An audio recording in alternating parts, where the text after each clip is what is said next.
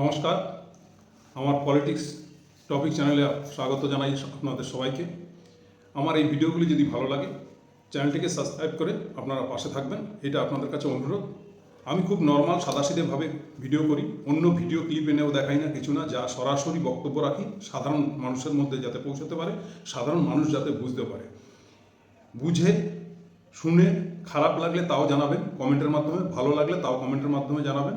আপনাদের জন্যই এই ভিডিওগুলো এবং আপনাদেরকে সজাগ করা এবং সমাজের নিজেকে দায়বদ্ধতা মনে করি, তাই এই ভিডিওগুলো করি। একটু কমেন্টের মাধ্যমে আপনারা সাড়া দেবেন। অসংখ্য ধন্যবাদ আপনাদের আমার ভিডিওগুলো দেখার জন্য। যাই হোক, আজকের টপিকটা হলো ভারত সরকার, মোদী সরকার হিন্দুবাদী সরকার, এবং এই সরকারকে নিয়ন্ত্রণ করে আরএসএস নামক একটি যা হিন্দু সংগঠন। তো এই সরকারটি অটল বিহারী বাজপেয়ীর কথা ছাড়ুন, প্রধানমন্ত্রী নরেন্দ্র মোদী 2014 সাল থেকে হিন্দুদের জন্য কি করেছে আর কি করেননি তাই নিয়ে দু চারটে কথা বলব। দেখুন, এই সরকারটি হিন্দুদের জন্য অনেক কিছু করেছে। এক কথায় বলি, হিন্দুদের জন্য কি করেননি উনি। প্রথমত কথা, 2014 সালের পর থেকে উনি বুঝিয়েছেন প্রত্যেকটি বাঙালি হিন্দু হোক আর নন বেঙ্গলি হিন্দু হোক, তাদেরকে বুঝিয়েছে আমি একমাত্র তোমাদের আপন, আমি সুরক্ষা দেব, তাই হিন্দু খাতরে মে হ্যায়। এই কথাটা বুঝিয়েছে হিন্দুরা বিপদে আছে, অতএব হিন্দুরা একত্রিত হও, হিন্দু সমাজ সবাই আমাকে ভোট দাও, বাকি যারা দু চারজন মুসলিম আছে কি অন্য জাতি আছে তারা যাকে খুশি দাও, আমি জিতবো, আমি রাজ করবো, আমি তোমাদেরকে সুশাসন দেবো, আমি তোমাদেরকে ভালো রাখবো। একমাত্র হিন্দুই পারে হিন্দুকে রক্ষা করতে, বাকিরা কি হলো না হলো দেখার দরকার নেই। আবার এই ব্যক্তি মুসলিম কোনো সমাজে গিয়ে বা সৌদি আরব বেড়াতে গিয়ে বা পাকিস্তান বেড়াতে গিয়ে বলে হিন্দু মুসলিম हम लोग तो सब भाई भाई है, हम एक दूसरे के लिए बने हैं, ये शांति कायम रखना है। এই হচ্ছে ওনার বক্তব্য। আর একটা জিনিস ভালো করে হিন্দুদের মগজে ঢুকিয়ে দিয়েছে, হিন্দুত্ববোধ। কি হিন্দুত্ববোধ? না, হিন্দু খাতরে নিয়েছে। তো কী কী দিয়েছেন উনি? প্রথম উনি এসে বলেছিলেন যে আমি বছরে 2 কোটি চাকরি দেব, সব হিন্দুরা অলরেডি 2 কোটি চাকরি প্রতি বছর পাচ্ছে। দ্বিতীয়ত কথা, উনি বলেছিলেন আরও আমি জিনিসপত্রের দাম একদম সস্তা করে দেবো, হিন্দুরা যাতে ভালোভাবে বসবাস করতে পারে এবং জীবনযাপন করতে পারে।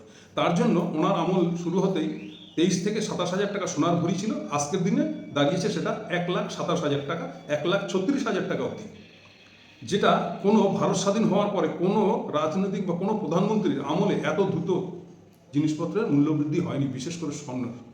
এবং আরেকটা হিন্দুদের উনি উপহার দিয়েছেন, যেটাও এর পূর্বে কোনোদিন হয়নি, প্রায় 92 টাকা ছুঁইছি করছে বিদেশি মুদ্রা, মানে $1 সমান 92 টাকা। যা আর কদিন পরে শুনবেন যে $1 যদি কিনতে হয় আমাদেরকে হয়তো 150 টাকা দিয়ে কিনতে হবে। তো $1 যদি কিনতে হয় তো সমান বিদেশি $1 সমান আমাদের এখানে 150 টাকা, এরকম শুনবেন।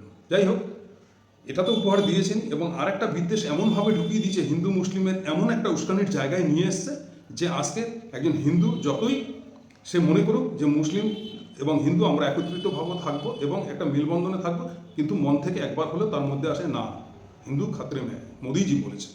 কারণ কতগুলো উদাহরণ উনি রেখেছেন। ওনার আমলে পুলওয়ামা হয়েছে, পুলওয়ামাতে কীভাবে জঙ্গি ঢুকলো আর কীভাবে বেরোলো তার কোনো আজ পর্যন্ত নমুনা দেয়নি। এত প্রোটেক্টেড এরিয়াতে কী করে 400 কেজি RDX নিয়ে একটি গাড়ি নিয়ে 20-25 জন মিলে হামলা করে এতগুলো সেনাকে মেরে চলে গেল, আজ পর্যন্ত কৈফিয়ত দিতে পারেনি, যেখানে মাছি গলতে পারে না। একটু বিবেচনা করবেন। বুদ্ধিজীবী মানুষদের কাছে একটু প্রশ্ন রাখতে চাই যে কী করে সম্ভব, যেখানে মাছি গলতে পারে না সেখানে কি করে? মানে আসল কথা, আমি একটা কথা বলি, যদি একটা পুরনো গল্প শুনেছেন, চোরকে বলে চুরি করতে, গৃহস্থকে বলে সজাগ থাকতে, এই গল্পটা ঠিক সেরকম মনে হচ্ছে না? আমার ঘরে যদি আমি চুরি করি তা চোরকে ধরবেটাকে আর সুশাসনটাই কে দেবে? ঠিক এরকম একটা টাইমে দেখছে হিন্দুত্ব ভোট কিছু অন্য দলে পার্সেস হয়ে যাচ্ছে, ঠিক সেই সময় আরেকটি পেহেলগাঁও করে দিল। এরকম আরও দিন দিন হতে থাকবে। অনেক দেখবেন হিন্দু নিধন হবে, আস্তে আস্তে হিন্দুই মরবে। হিন্দুর দরদি তো, হিন্দু দরদি নেতা যখন থাকে তখন এরকমই হয়, তখন দেখবেন হিন্দুরই পতন হচ্ছে। হিন্দুদের জন্য আজকে পেট্রোল সস্তা হয়ে গেছে, আটা সস্তা হয়ে গেছে।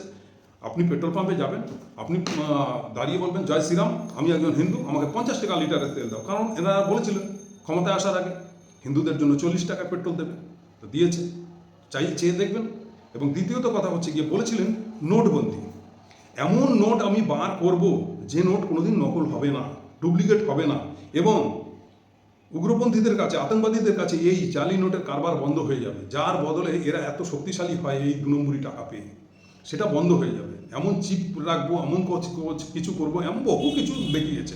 তাই 50টা দিন আমাকে ধার দিন, हिंदीতে বলেছিলেন 50 दिन हमको उधार दीजिए, आज रात 12 बजे से लेकर 50 दिन हमको उधार दीजिए, उसके बाद हिंदुस्तान की जनगण पर खुशियाई खुशियाँ। কতটা কে খুশি হয়েছেন, কতটা কি পেয়েছেন, কতটা হিন্দুরা খুশি হয়েছেন, হিন্দুদের কতটা লাভবান হয়েছে, প্রত্যেকটা হিন্দু আমরা জানি কতটা আমরা লাভবান হয়েছি। দ্বিতীয়ত কথা হচ্ছে গিয়ে বলেছিল 4 রাস্তার মোড়ে আমাকে জিন্দা জ্বালিয়ে দেবেন যদি খুশি না হন। এবার আপনারা কি করবেন না করবেন, ওনাকে রাখবেন কি না রাখবেন সেটা আপনাদের কাছে।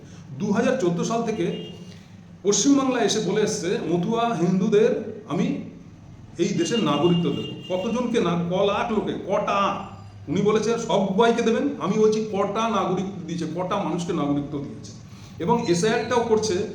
দেখুন কত রকম গল্প, রোহিঙ্গা বাদ দেবো, মুসলিম বাদ দেবো, বাংলাদেশি তাড়াবো, এবং এখানকার যারা আজকের হিন্দু তারাই সংকটে পড়ছে, তাদেরই নাম কাটা যাচ্ছে। তাই এবং সেই হিন্দু ভাই যারা দেশভাগের পরে বাংলাদেশ থেকে এসে মতুয়া, তারাই আজকে সংকটে দাঁড়িয়ে আছে। তো হিন্দুরা এরকম দিনের পর দিন উপহার পেয়েই যাচ্ছে।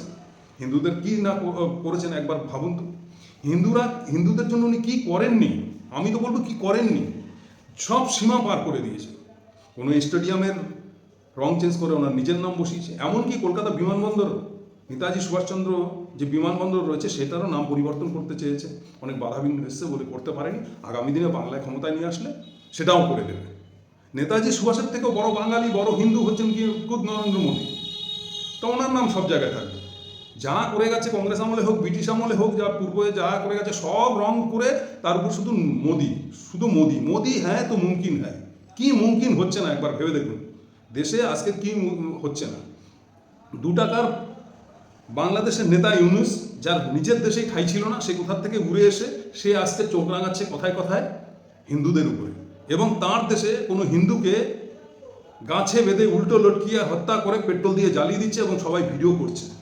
এমন একটা পার্শ্ববর্তী একটা ছুটকা দেশ, আর মোদি সেখানে চুপ। কেন মোদি চুপ আছেন না, ওটা যেহেতু বাঙালি, আর এখানেও পশ্চিমবাংলায় বাঙালি।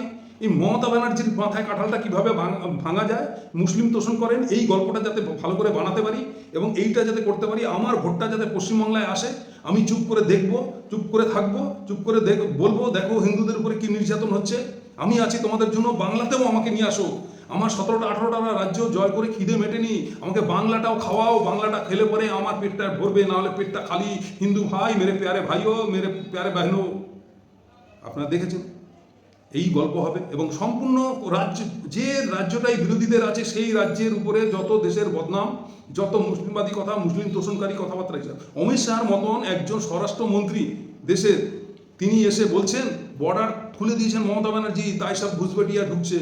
ভাবুন বাঙালিদের কি মনে করছে, 2 ক্লাস পাস আপনি তাও মনে করছে না, আপনাকে কতটা মূর্খ মনে করছে, তবেই এত বড় কথা বলতে পারছে।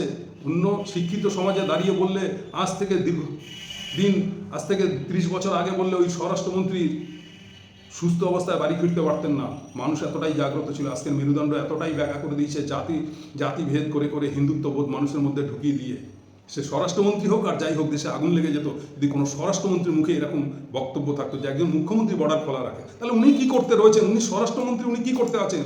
গরুচোর শুধু অনুব্রত মণ্ডল, মানে কিভাবে স্লো পয়জন করে বাংলার মানুষকে, বাঙালিকে বলে যাচ্ছে। গরুচোর কে চুরি করছে, বাংলাদেশ পাঠাচ্ছে অনুব্রত মণ্ডল, আর উনি স্বরাষ্ট্রমন্ত্রী, বিএসএফ পুষে রেখে দিয়েছেন, ওনার এত কড়া পাহারা, উনি হিন্দু নেতা, উনি বর্ডারে বসে খৈনি টিপছেন।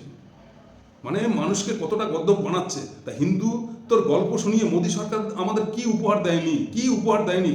আজকের একের পর এক বাংলাদেশে হিন্দু নিধন হচ্ছে আর উনি চুপ করে বসে থাকছেন। দেখেছেন আফগানিস্তানে কয়েকশো কোটি টাকা গিয়ে উনি ব্যবসার জন্য খাটিয়েছিলেন। যখন আমেরিকা সরে গেল, তালিবান ঢুকে যা করেছে, সেই তালিবানের মন্ত্রীকে এনে উনি বাহবা দিচ্ছেন এখানে। আর সেই তালিবানের মন্ত্রী, স্বরাষ্ট্রমন্ত্রী কি বলছে, আমি সাংবাদিক সম্মেলন করবো, সেখানে কোনো মহিলা সাংবাদিক থাকতে পারবে না, এবং সেটাই মেনে নিয়েছে এই মোদী সরকার।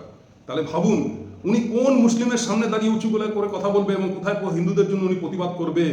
কোথাও করবে না। উনি শুধু একটা জিনিসই জানেন, সেটা হচ্ছে ভোটের রাজনীতি। উনি কিভাবে টিকে থাকবেন, উনি কিভাবে জিতবেন, ওনার দল কিভাবে আরো মজবুত হবে।